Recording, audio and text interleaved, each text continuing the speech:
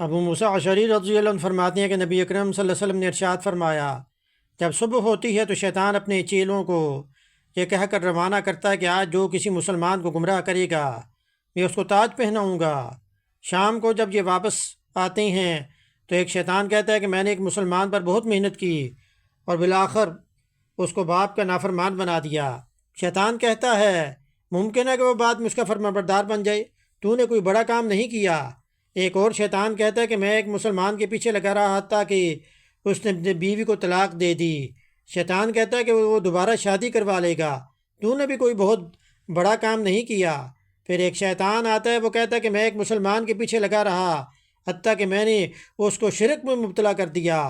شیطان کہتا ہے کہ تو نے بھی اچھا کام کیا ہے۔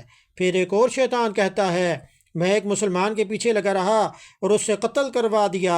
شیطان کہتا ہے واہ واہ تو نے سب سے اچھا کام کیا ہے، اور وعدے کے مطابق وہ تاج اس کو پہنا دیتا ہے۔ اللہ پاک ہمیں شیطان کی چالوں سے محفوظ فرمائے۔